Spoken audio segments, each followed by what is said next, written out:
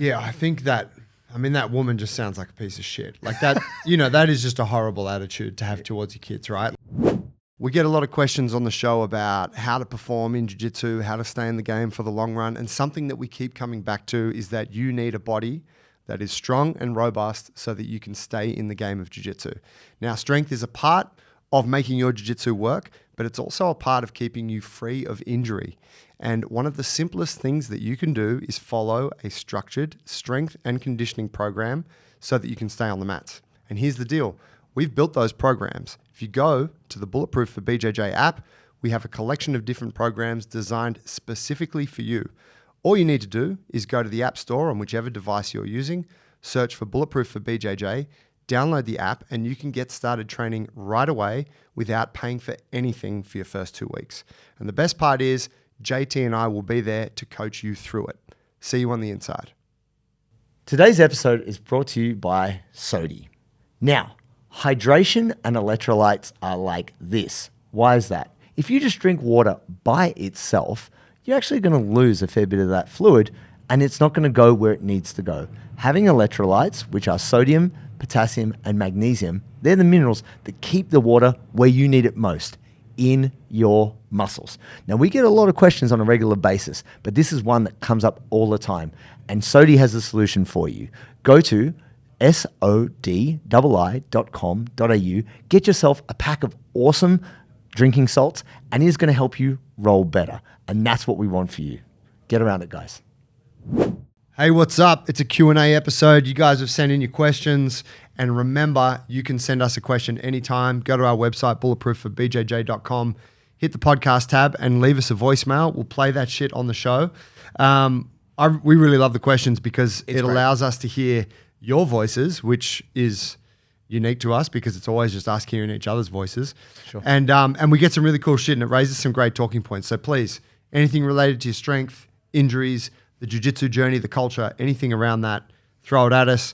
Even throw any personal questions our way. Sure. And I mean, I'm sure there's plenty of people out there who are thinking similar things to you, but maybe don't have the inclination to put it out there. So you putting it out there helps them. So we appreciate it, and others also appreciate it. Today's first one is coming in from Pastor Chris. Oh, all right. And that's not pastor as in like spaghetti. That's pastor. Pastor. A man of Jesus. Bless you.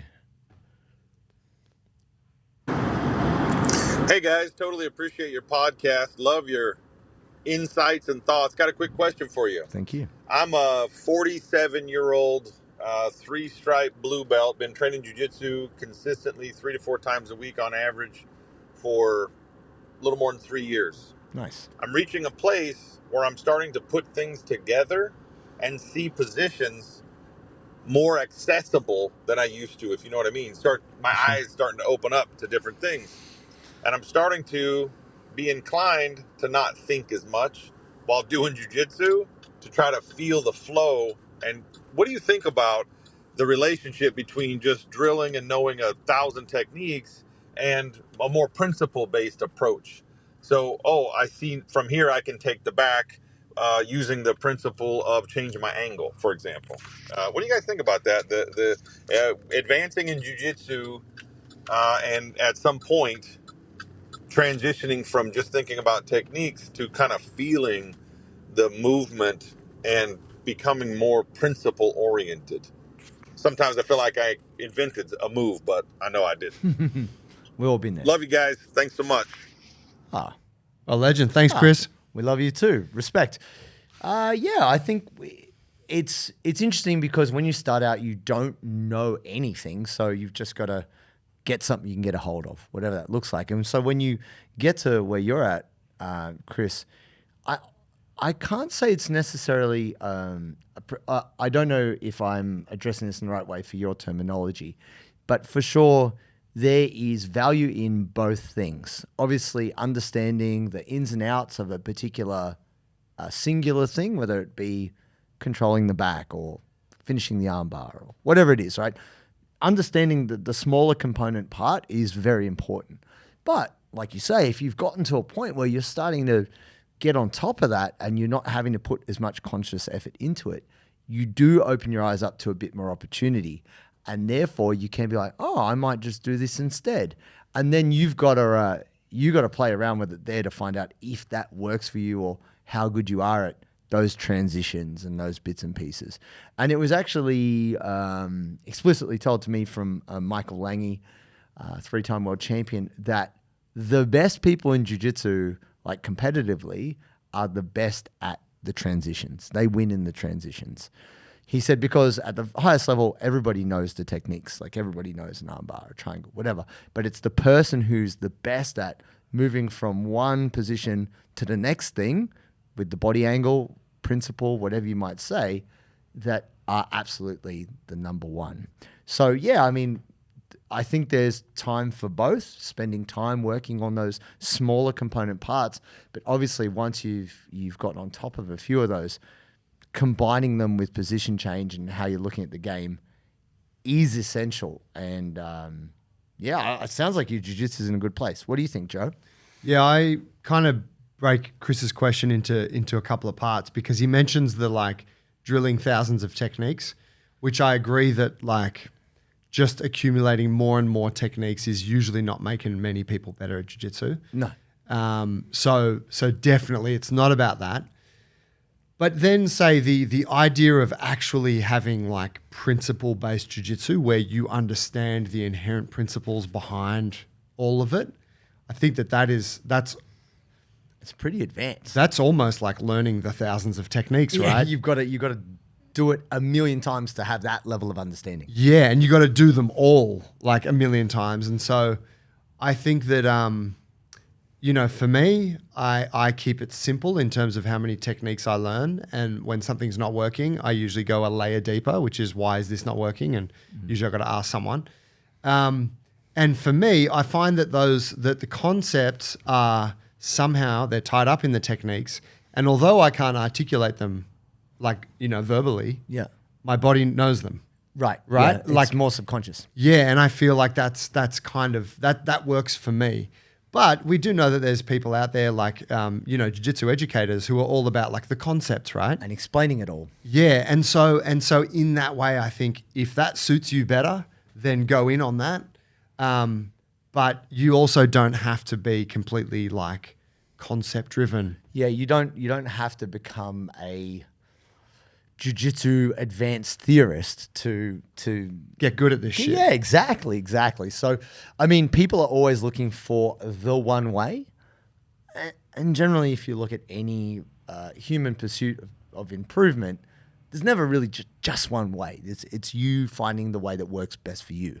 So it sounds like at this stage, until you hit the next speed bump or the next roadblock, what you're doing is working. So just keep it up.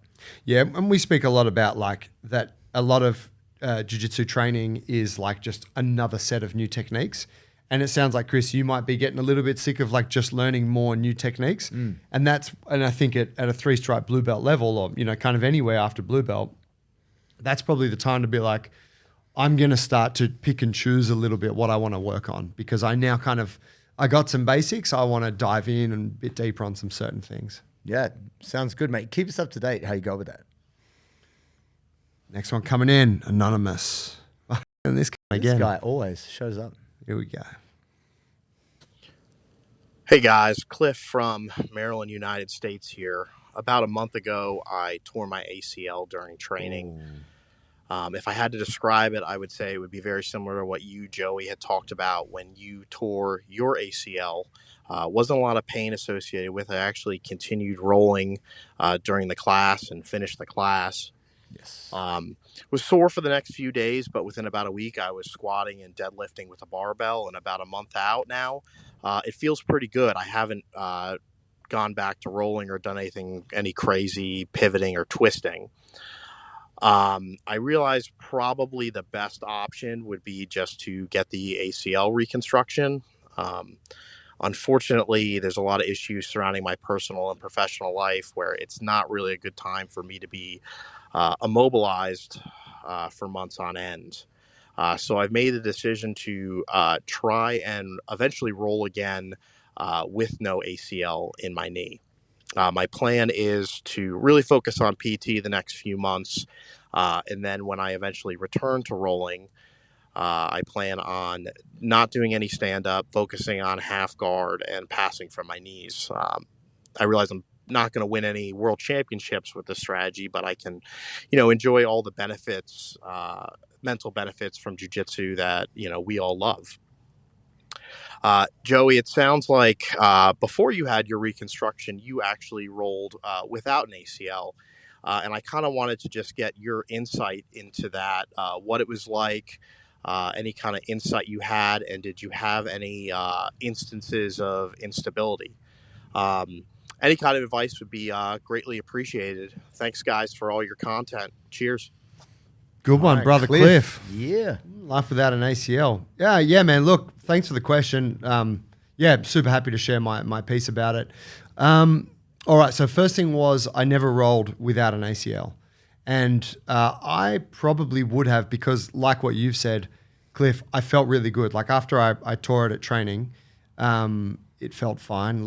It felt fine like a few days later. And then it just was good. Like I had full range of motion and no pain and all that sort of stuff.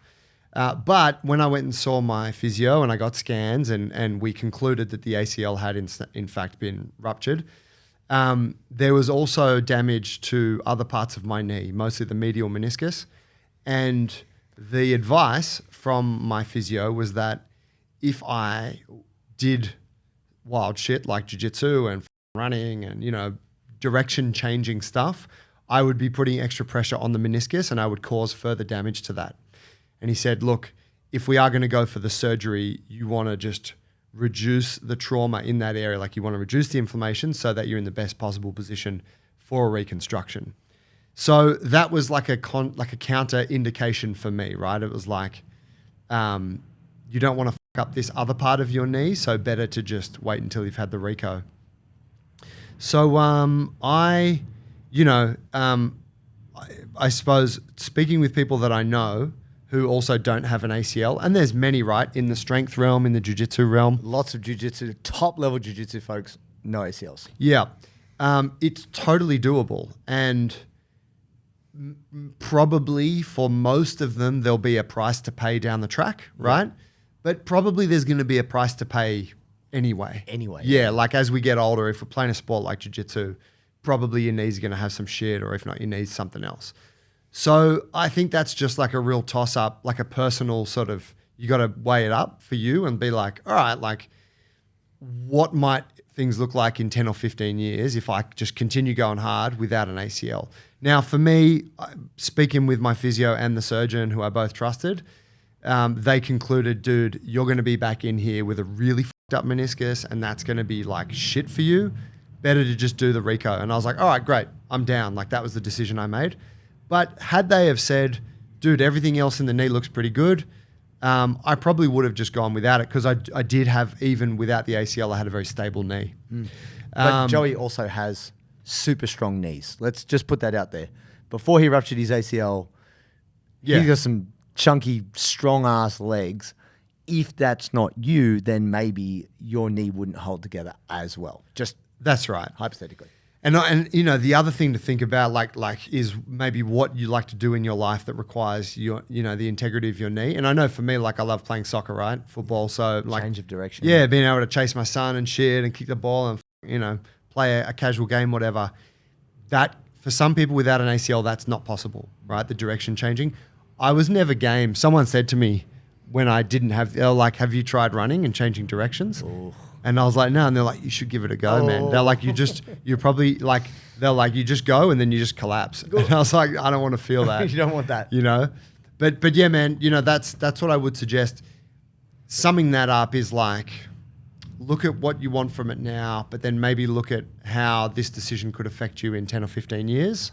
And I would definitely speak with like at least one health professional who knows knees really well so that you can just have all of the information. Yeah. And just a little sidebar on that. I have no PCL in my left leg, and that means I have laxity. So my knee moves like 15 degrees more than it should, which can result in cartilage damage. I haven't got a torn meniscus. I could tear it. Like I had to spend a lot of time reinforcing the hell out of my knee so that it is stable But my left knee is not as stable as my right.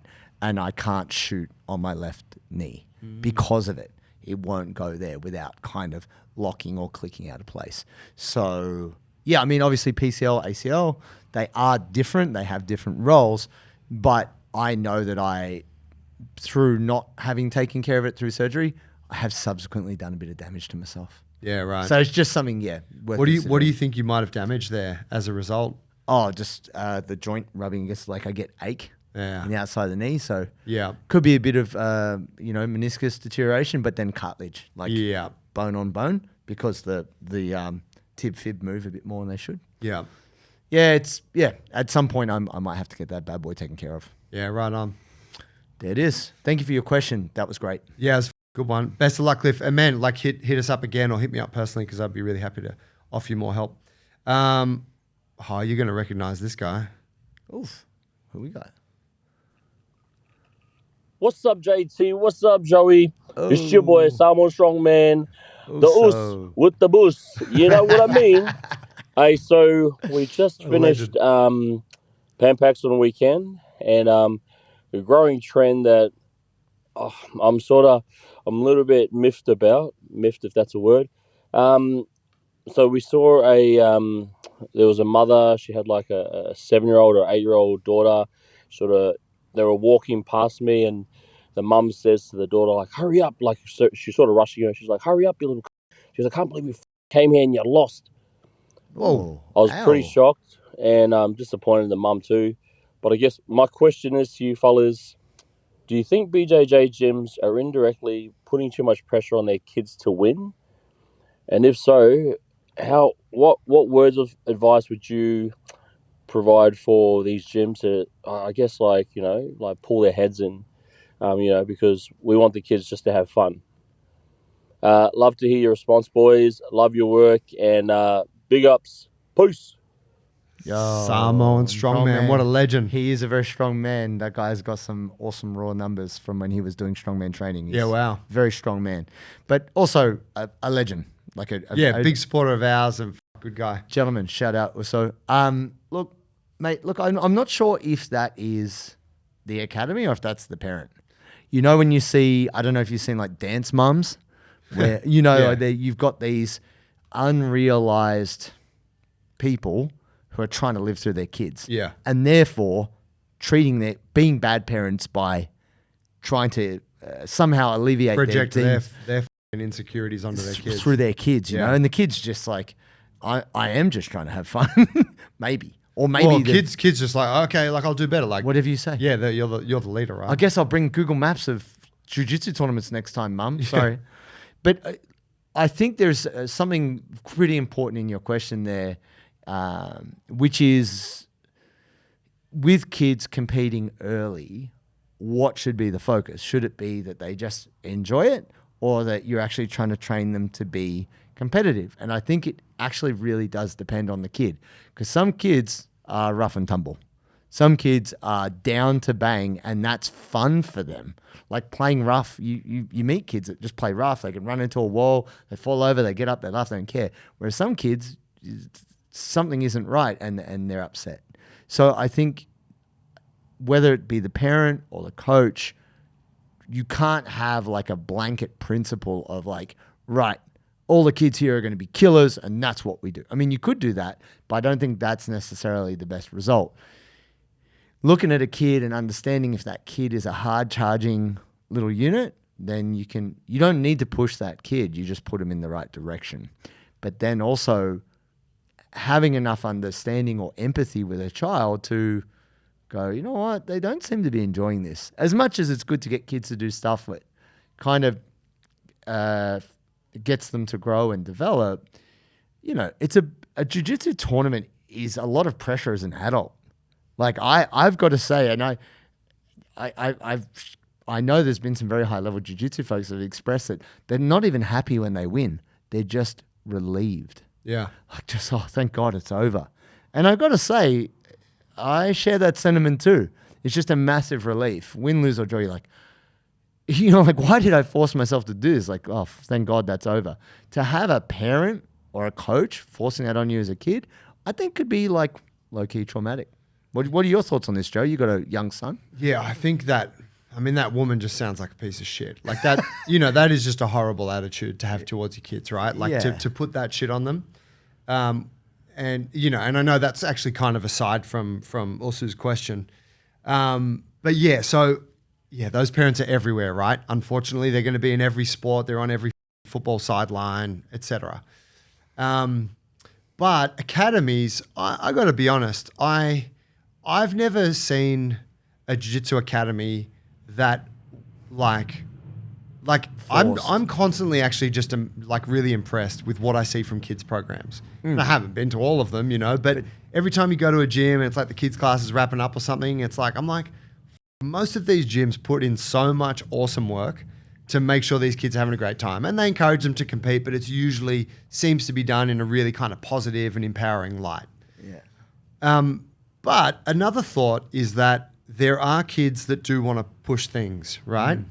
And I got a mate, is a good example of this, whose kid, I can't remember if it was his son or daughter, were at a particular gym, and that had been going fine for some years. But it got to the point where the gym was being too soft on the kids. The kids wanted to work submissions. Yeah. And that gym has a policy of no submissions in the kids program. Interesting. And he's like, my boy or whatever wants to win competitions. Yeah. So he had to go and find a school where that's what they do. And he found a school that's kind of hardcore for kids. Right. And he's like, this is the school for him. Right, it's appropriate. And the kid loves it, you know, the son or the daughter or both, whatever. And he's like, but the school's pretty unapologetic. They do turn some parents away because they're like, hey, we're a competitive gym. Yeah. Right. And so depending on what you're looking for, this might not be the place. And I think that that's important. You need that diversity. So, you know, that woman that you saw, total. But I think having the diversity of gyms, which does allow, you know, kids that do, because, you know, whatever, if your kid's going to be the next, well, no, that's champion. Actually, yeah. Well, no, the Rotolos have been competing on a top level since they were like 8 years old. Like, that's right. I guess I was just saying, it's not like you have to be hardcore from the beginning, but, you know, if your kid is more like enjoys that style of coaching and jiu-jitsu more, then it's great that there'd be a gym for them. Yeah. So I think that, yeah, as long as gyms like know their identity and are doing it in a way that's appropriate for children and are empowering them, having some that are more competition focused versus some that are not, I think it's great. I can't believe you didn't just double leg her, bro. What's going on? Work it out. That's a tough one, eh? Though, Street justice. As a parent, you observe a lot of other, and but you know you could pull her up and be like, "What are you doing in a jiu-jitsu tournament?" and not being involved enough to know what mat your kid should be on. You're going to let your 7-year-old kid know what mat they're on?